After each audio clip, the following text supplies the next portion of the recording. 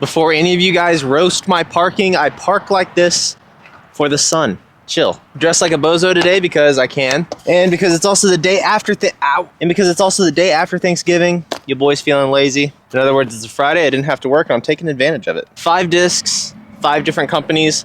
Starting off with the classic AVR. I just used this disc in yesterday's video with Caleb, and I missed. I hate this course, by the way. It's all right, but it plays right next to an interstate. It kind of.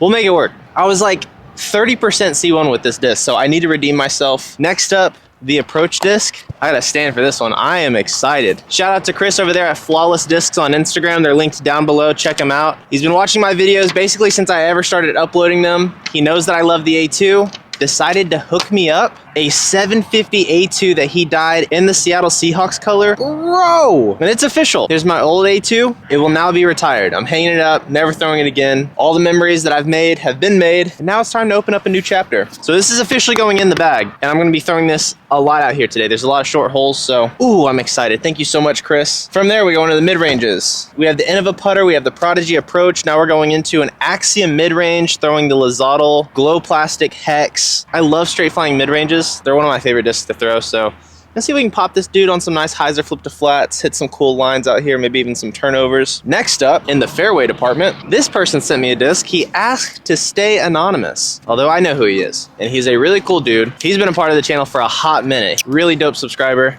I hope to meet him one day. Another dyed disc, the Zach Melton Fusion X Maverick. I have thrown maybe 3 dynamic discs in my entire life. So Arkansas, where I'm at, Dynamic Discs runs this state. It's crazy. All the tournaments are basically sponsored by Dynamic. You can't get away from them. And I've basically been spending my whole entire career trying to get away from Dynamic, but I'll make an exception today. 7.5, -1.2, pretty sick, nice little pop top. This'll be fun. I'm gonna like this disc, maybe. Ooh. Also some dope stickers along with a mini. You can never have too many minis. There's always one guy on the course going, hey bro, can I get a mini? I'm usually that guy, actually. So I'm a big fan of the Evader and Lucid Plastic. I was thinking of sending you that, but this disc looked... This disc looked too cool to pass up. It does say disc. All right. And last but not least, the Eagle McMahon Creator Series Cloudbreaker in the Golden Horizon Plastic. Dude, I bought this disc for like 40 bucks. And then it was whenever my knee was jacked up, so I couldn't throw any backhands.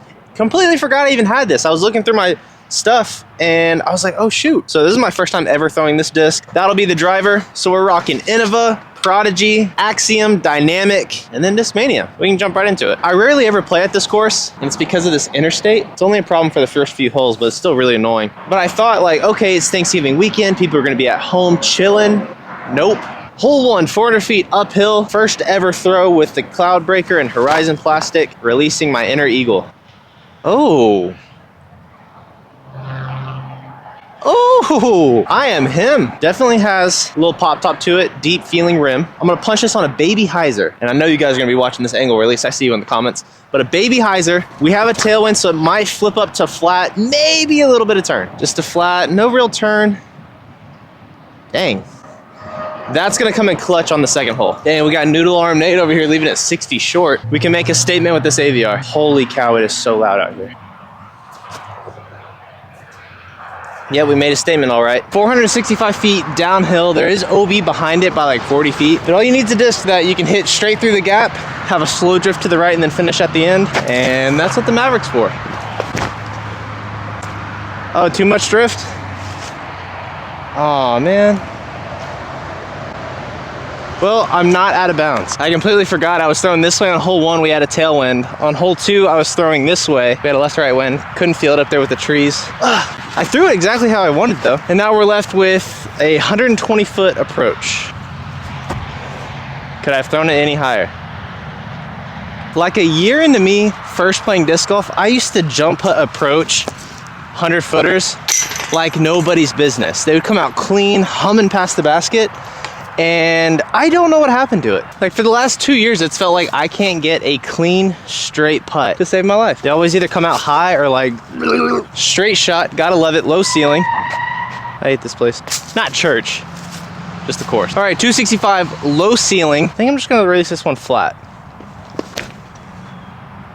Oh, do it for the one time. Do it for the one time. Thanksgiving. Let's go! I've never gotten an ace out here before. Oh. Simon, will you sign it for me? Oh, that was crazy. And I'm still full of the Thanksgiving meal from yesterday. Oh, we got an ace. You don't have to hit jump putts if you can just throw them in. Holy cow. Got me feeling a little dizzy. We're just gonna test my luck. It's 180 feet straight through that gap. I'm just gonna run it back with this just to see. Maybe something crazy will happen. I mean, that's honestly online though.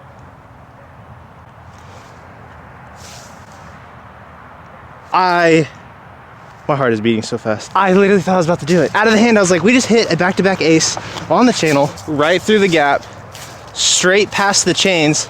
The disc went in front of the cage, but it's behind it, so you know it was close, and somehow I stayed in bounds. I need to calm down. I'm talking like bonanza right now. Take a chill pill. Dude, ace gets me fired up. I mean, we got to, right? I know this isn't supposed to be the hex show, but you know, sometimes when you're feeling a disc, you're feeling a disc.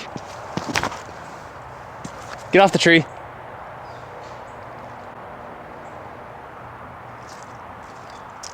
What is going on right now? This is probably the toughest hole out here simply because of OB. You tee off from there, and then you've got this snaking creek that goes through the entire course. Well, hole, rather. And you also have OB, like, inside the circle on this hole. Like, it's literally surrounded. But I got lucky, I hit a tree, then skipped forward, and got a birdie. Okay, we're gonna put this dude up for a second. I wanna throw the A2. So what makes the A2 perfect for me is it has to be 750 plastic or 500, must be board flat, and overstable. The beefier, the better. Those are just the three things that an A2 has to be in order for it to be perfect. Basket's right behind that tree. Just gonna throw a little backhand flex line at it. Missed my line. The beefier, the better though. A little disappointed in the drive, but it gives us an opportunity to redeem ourselves with the AVR. I'd say this is like right at 33, 34 feet. I do have a little hanging limb in the way. Is it me? A putter's a putter, they all do the same thing, but maybe this one just has real estate in my head. I cannot putt with it. I think that's what it is. It's just the real estate. This putter owns me mentally. This hole's 245 feet. Basket is to the left of that tree. I'm throwing a blind shot though. I gotta go hyzer around this bush, throwing this A2 until I get a birdie. In other words, we're about to get a birdie. Big skip.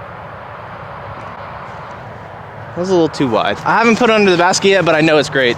It's perfect. It's overstable, it's flat. It also has the sickest die job, which makes the disc go like 50 feet farther.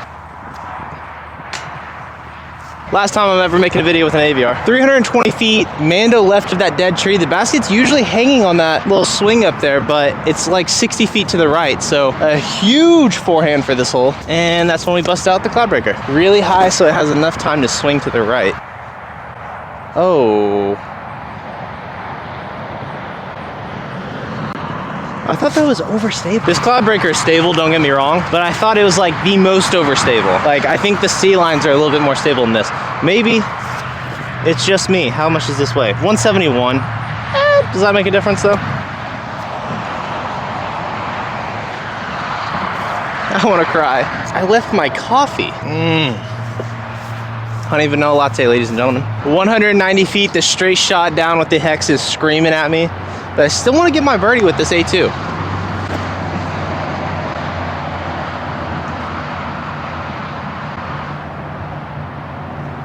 First time throwing a forehand with that disc. There we go. First birdie with the A2. First putt with the AVR. 5 down through 10. All my birdies were basically with that hex, so that might be a sign. Now we're on to the back 9, same pins, just different tee pads, 315, uphill, redeeming myself with this Cloudbreaker. Forward skip. Nice. I'm not hitting the cage. Boy, I can't wait to start putting with PA3s again though. We're gonna try something out. Maybe the AVR was not meant for me to putt, but maybe it's meant for me to throw. Downhill 330 feet, somebody literally stole the tee pad. Hyzer out left, have it drift to the right.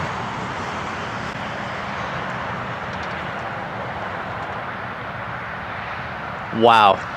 I cannot be mad at that. This whole time, it just didn't want me to use it as a putter. I really love this hole, so I'm gonna throw a couple more. I'll keep all the good ones in.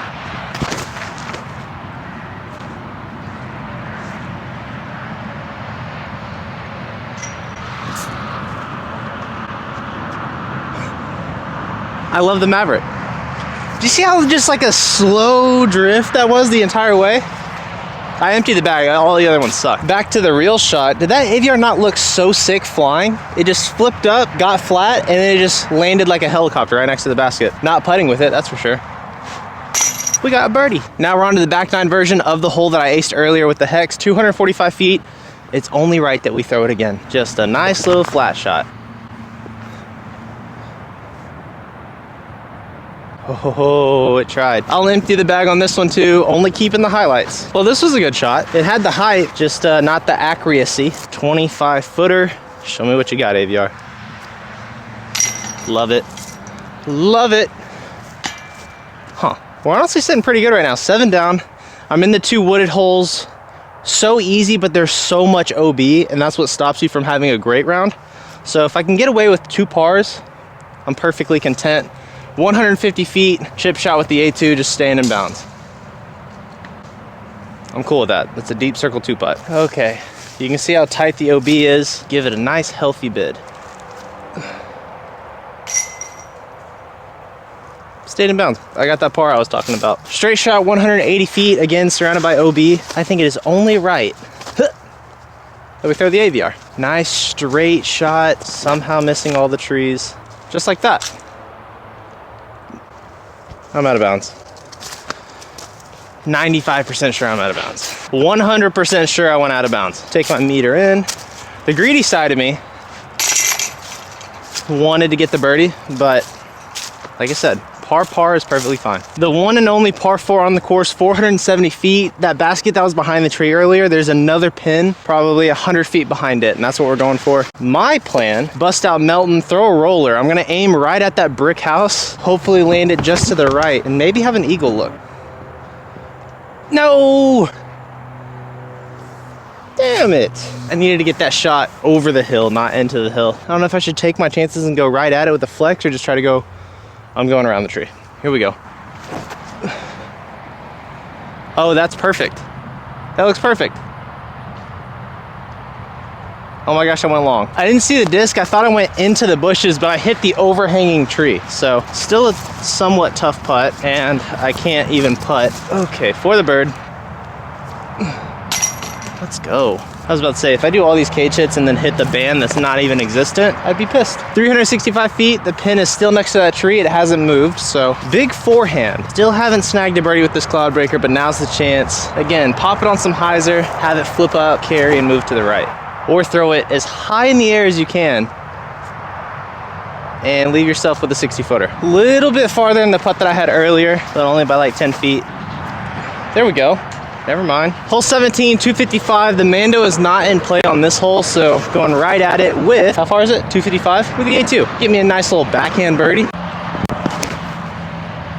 Oh, she's stable. I love it. Short though. Nice little 25-footer. Shout out to I-40 in the background. Let's hit a putt. Thank you. So now we're on to hole 18. Not this close pin, but the one that's actually farther back. Plays as an island. It's probably like 260. I'm going forehand again. Basically the same shot I threw earlier, just 60 feet farther. That looks perfect. As long as it sits. Please sit. Oh, I think I'm in bounds. And we're in bounds by a hair. Nice little 10-piece to end the day. I'll see you guys tomorrow. Peace.